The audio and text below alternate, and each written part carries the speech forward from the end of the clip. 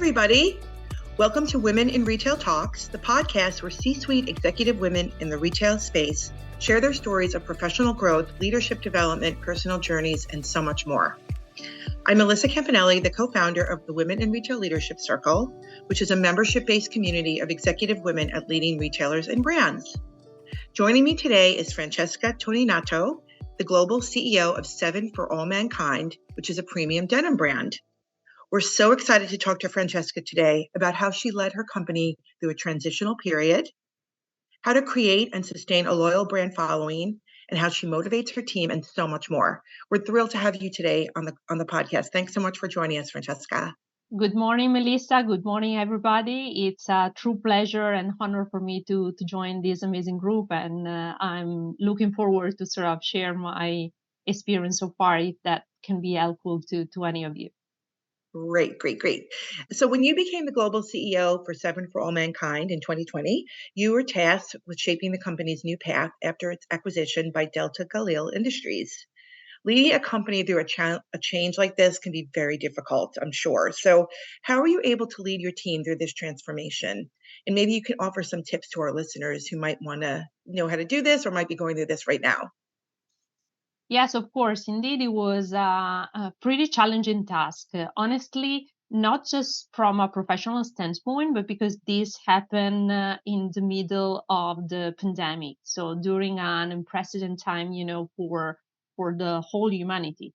So the professional challenge was layered with, a logistic challenge, a physical challenge, and the fact that I didn't have time to spend time with the team on the floor, to meet customer in person, to visit the store, and etc. So it was particularly challenging from my point of view.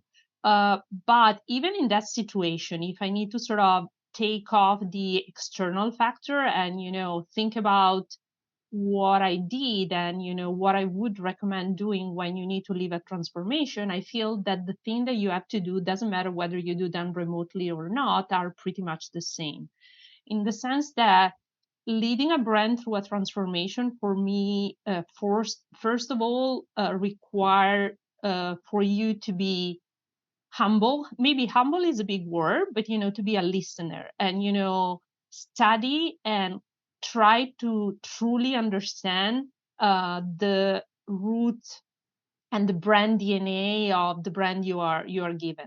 When I was given this assignment, I really feel privileged because you are somehow deliver from a shareholder a brand that you need to treat like a special treasure, and you need to treat it carefully and try to understand what the brand is about. So the first thing that I tried to do was studying, going back to the old brand book, understanding the story of the brand, understanding deeply what made the brand successful, understanding how the brand has developed the relationship with the consumer, because I don't feel that any executive should try to change the brand DNA. The brand is itself a sort of persona, and it has its personality, and you need to understand and nurture. It might be that a brand like ours that was founded in year 2000, and so back in 2020 was 20-year old or young, depending on how you see that. It might be that, throughout the year, a brand might lose its appeal to the consumer, or it might become a little bit dusty, or not so relevant. But to determine the course of the brand is not about redefining what the brand is about, but is about understanding what are the value, what a brand stands for, and adjust the values to make it more relevant to a consumer that has clearly evolved since year 2000. So the consumer has evolved. You need to make sure that the way the brand interpret the value is still relevant for the today consumer. So to give you an example, studying our brand, we basically try to distill and get to the essence and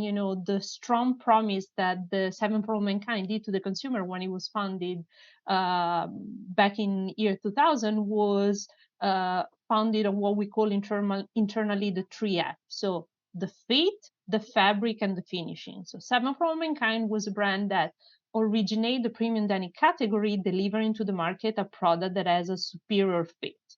Back in the day when you were trying our boot cut, they were looking great of you. That, you know, you could wear them with sneakers and heels. They were making you feel great. And I have a background in the denim industry, and I remember that, you know, working for a competitor, I was studying, you know, the brand and how come the brand was so successful with the consumer. And truly, one of the core pillar of Seven for All Mankind is that it was delivering and is still delivering product with a superior fit. The second pillar was the fabric. So being a premium denim, we keep on delivering to the market jeans that have premium fabrication. We started with Italian mills. We work with Japanese mills to sort of deliver to the customer a high quality product. And then the third pillar was the finishing. The finishing, you know, that the jeans are treated, you know, you wash them in different casts. And what makes Seven special is that when you touch our denim, we say internally that it has a soft and luxurious hand feel.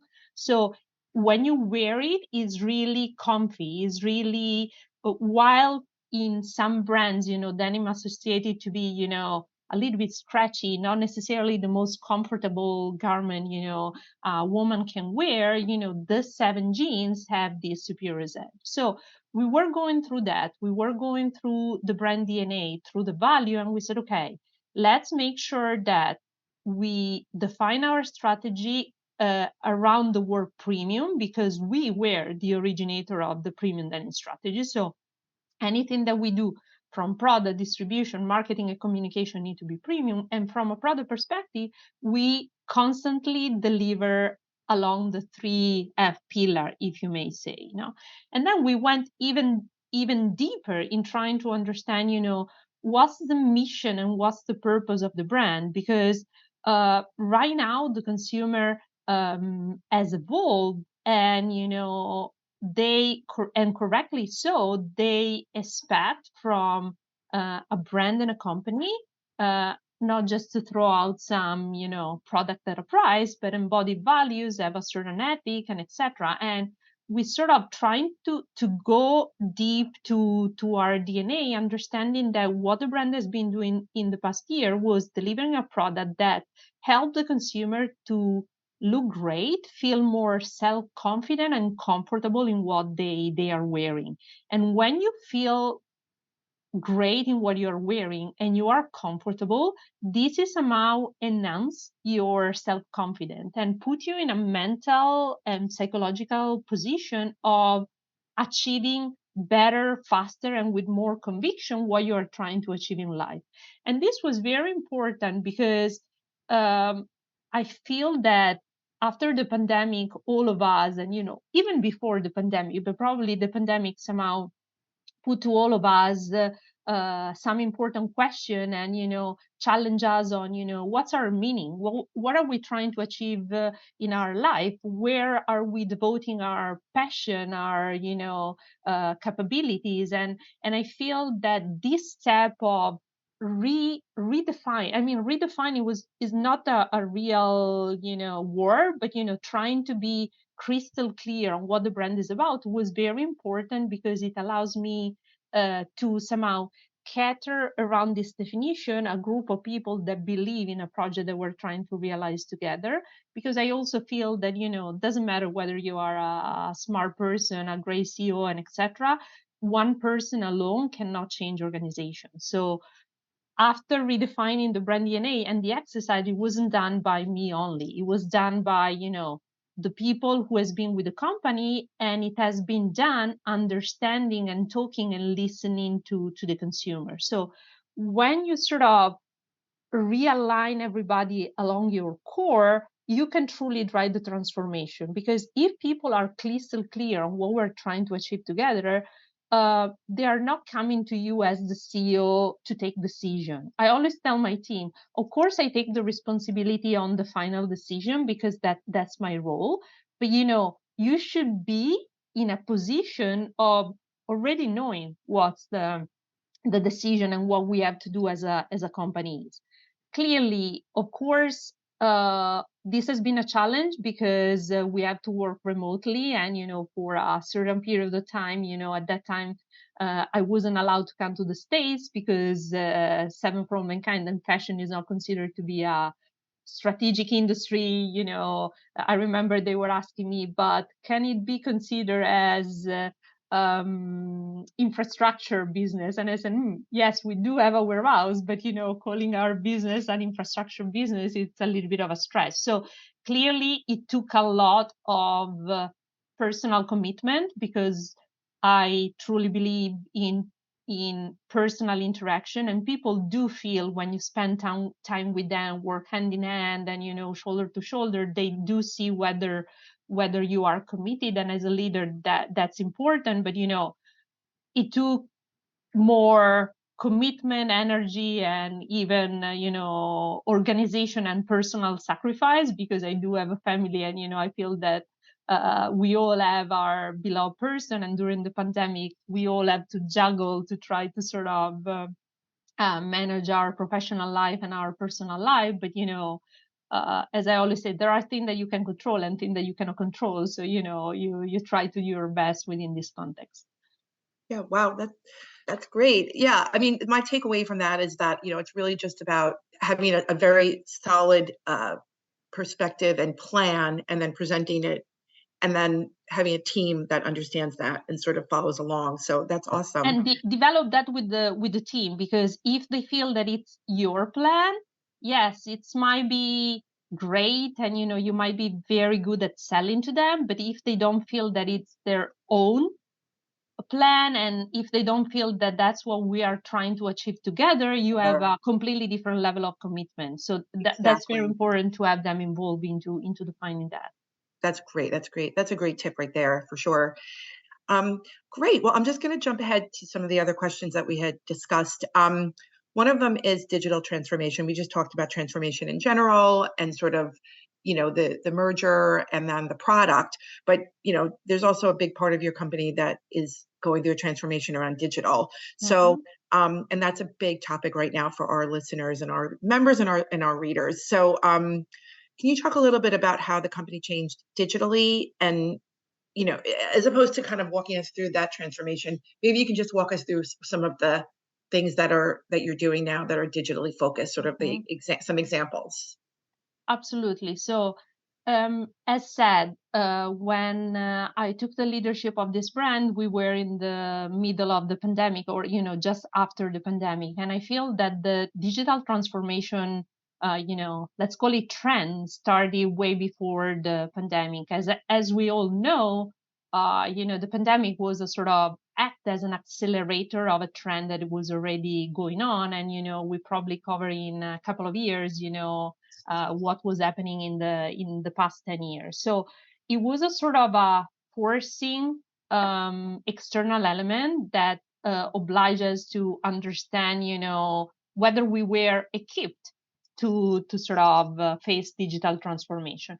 I have to say, though, that I've been particularly lucky, because from a digital perspective, the company and the organization was already in a relatively good spot. So, for instance, just to make a banal example, but the penetration of our e-com as opposed to our segment and our industry was above the average. So we were already in a fairly decent spot. But clearly, during the pandemic, we have to develop some tools that help us to work digitally, work remotely, develop product digitally. And can you imagine, for a category like ours, and of course we are a lifestyle company, but a big part of our business is denim, and denim lives about, I told you, the soft and luxurious hand feel, the washes, and etc. And clearly our product development people were used to touch and feel the product, and it's very difficult to get the proto in front of the camera, and we have to organize different services. So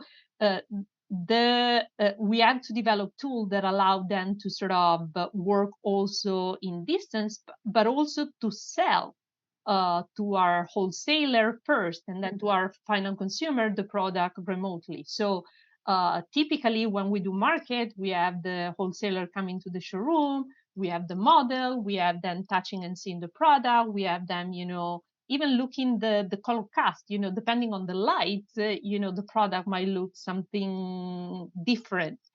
And and clearly, it's very difficult to sell on pictures rather than selling, a physical product. The good thing about that is that we developed those tools, and we are still retaining those tools.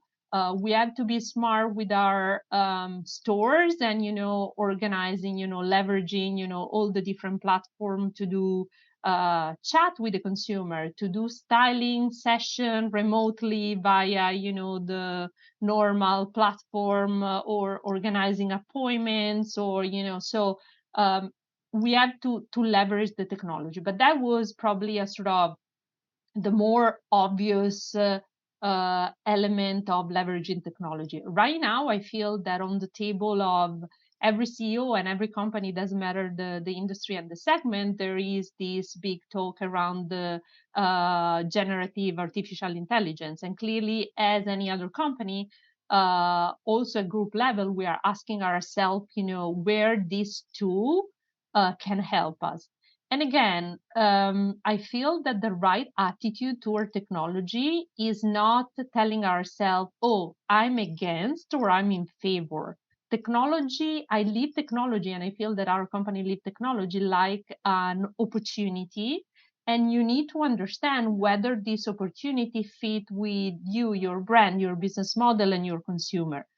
I'm not scared, because around the generative artificial intelligence, there is a big discussion regarding, content creator, or, designers, or photographer, or, yes, our people are going to lose their job, and etc. I truly don't believe that technology is bad by itself and it's a threat. You need to understand what is the potential of the technology and how this can help you to do your job better, address the consumer needs better. I do feel that in our industry that lives around creativity, and I'm a manager, I'm a CEO, I'm not a designer, and I have a tremendous respect towards creative people, because I'm always fascinated by, the level of creativity that they can put, and, the original collection that they come out with every season. So I have tremendous respect. So I don't feel, and, we are clearly exploring artificial intelligence, but artificial intelligence to maybe try to contact and personalize better and address the need of our consumer better, and making them feel special, and not trying to have mass email communication, but being very specific, trying to leverage the technology for the good thing about that. Also thinking about the photography, the the translation, or the legwork. When you have your website, you have all the product description, and it's a lot of work on both making the description of the product, and we work in many countries. Clearly in North America, we just have English, but in Europe we have several languages, and etc. So we are exploring this tool, but not necessarily to cut job, but to refocus our people in the high value activity, and maybe cut what the technology can do. So our approach to technology is really, let's say, rational. And on the other hand, though, but that's more on my personal experience, opinion and experiences, jeans and denim is not an easy category to sell, and it will require always the personal touch. And so I welcome technology for what that can give to us, to enhance the level of service, to enhance the personal touch, to help us to make the client feel more special. But I don't feel that in our industry and technology should be levered to standardize, or make it everything the same way. So you need to sort of always have an open on technology, on the new company coming up, on the startups and etc., and ask yourself whether this might fit you, or whether you say no thank you.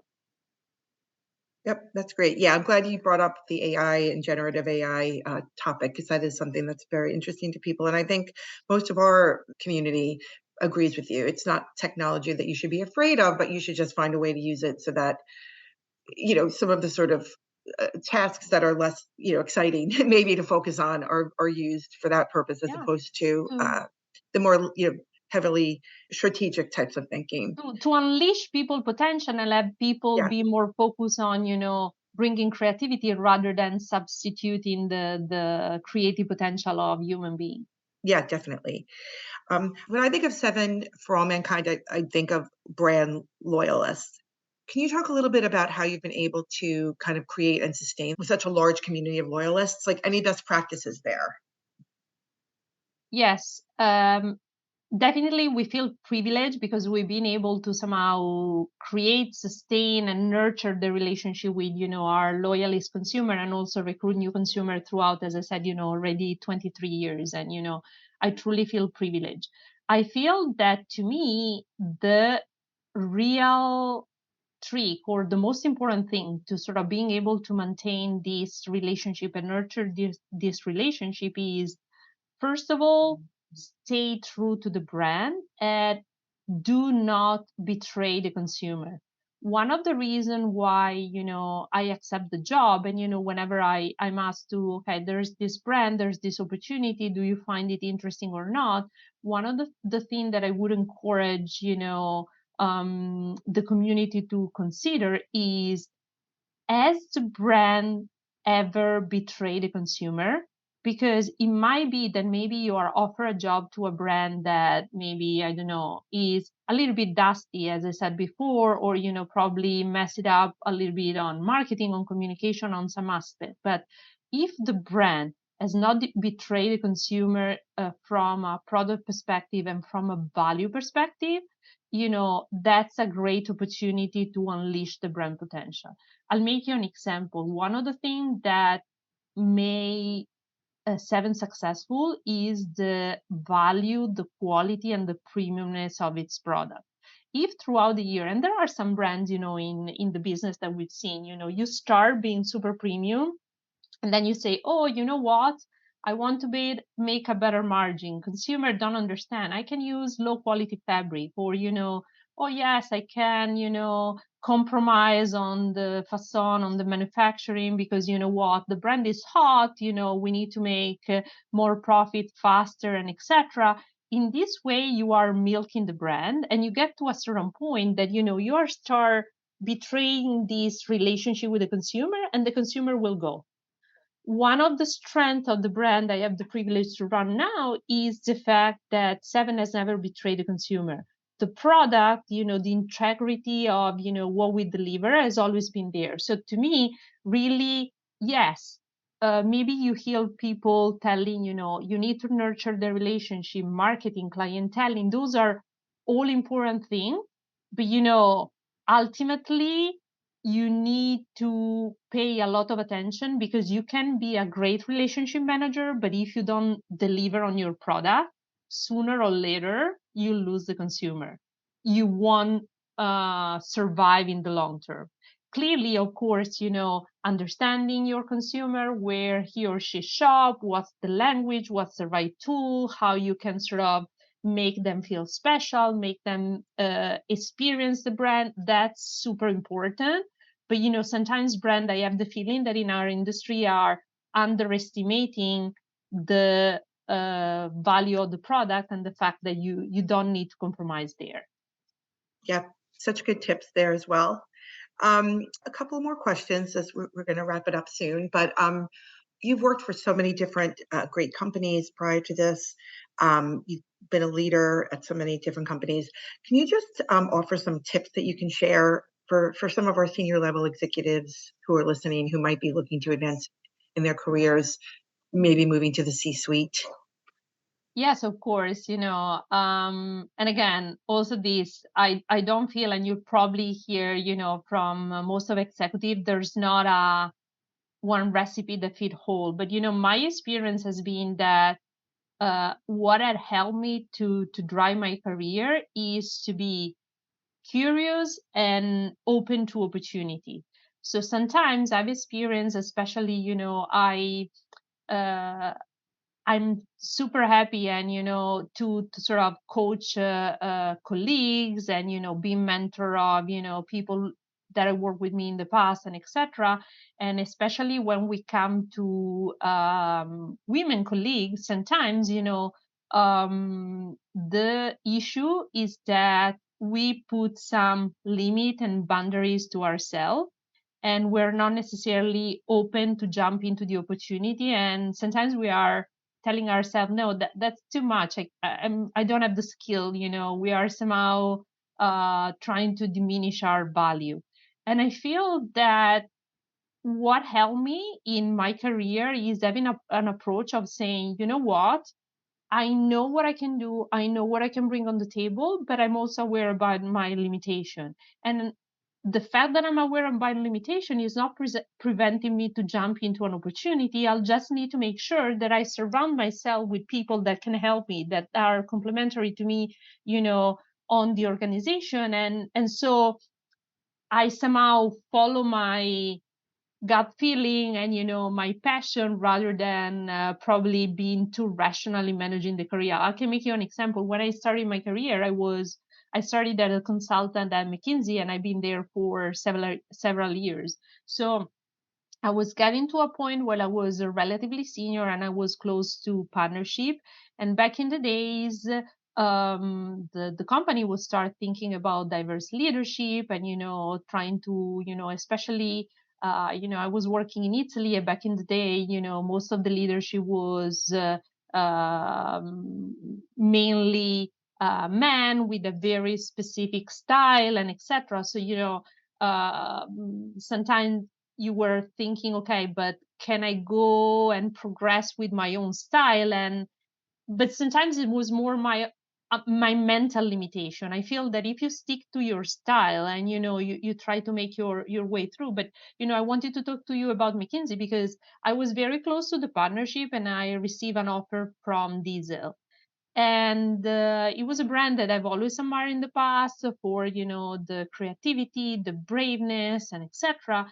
And I said, you know what, I'm not an industry expert, but my gut is telling me that I should give it a try. And everybody was telling me, oh, you are crazy, you are very close to the partnership, you are managing a successful career here, why do you have to go? And I felt that following your instincts sometimes and being less rational in understanding, oh, that's, the salary or the position or the title, sometimes sometimes works, but sometimes doesn't really lead you what you want. Because maybe, yes, maybe you can have a better position, but ultimately it's not about your role and your salary, it's about enjoying what you're doing and being passionate about what you're doing. So my two piece of advice would be, don't be close to opportunity. Try to be open and jump into something that maybe it's unexpected but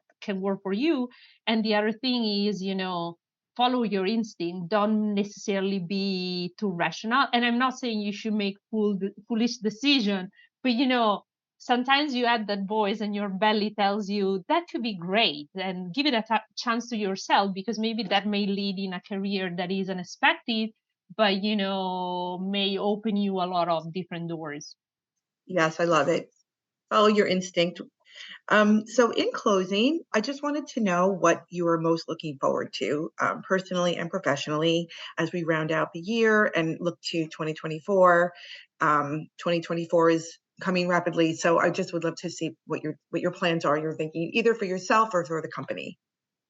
As I said, going back to the prior question, I've always managed my career being open to challenges and opportunity, but uh, any opportunity that make me wake up in the morning with a smile, with the willingness to reach the team and go to the office and meeting the client, and um, because we all have. Personal life commitment, busy lives, and etc. And I really don't think that it makes sense to waste our time, capabilities, and passion to do something that doesn't excite you.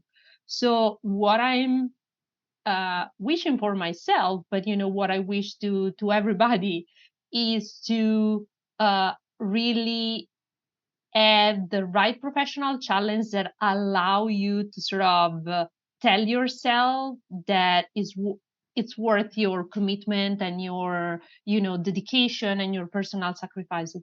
If this equation is not in balance, you should sort of move ahead and move ahead quickly and give yourself a chance. I feel that we need to all give ourselves the opportunity of find our meaning and be happy in life.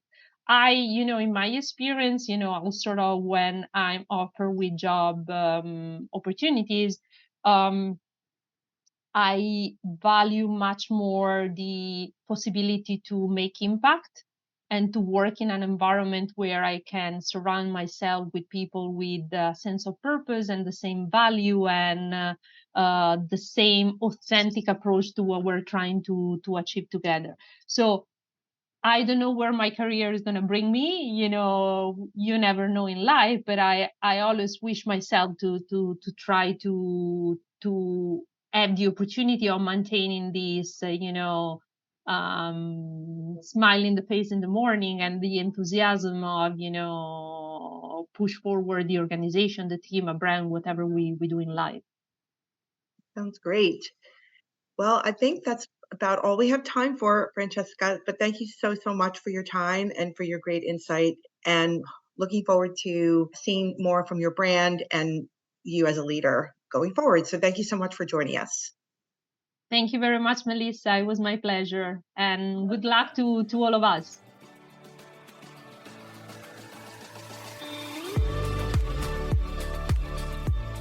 Thanks for listening. For more information on this podcast, please go to womeninretail.com/podcasts for show notes. Women in Retail Talks is available on Apple Podcasts, Google Podcasts, Stitcher, and Spotify. Make sure to subscribe on our podcast channel page as well. If you've enjoyed this episode, please take a few moments to rate and review our show. Lastly, if you're a female retail leader interested in joining our community at Women in Retail Leadership Circle, visit womeninretail.com/apply. Thanks, and until next time, this has been Women in Retail Talks.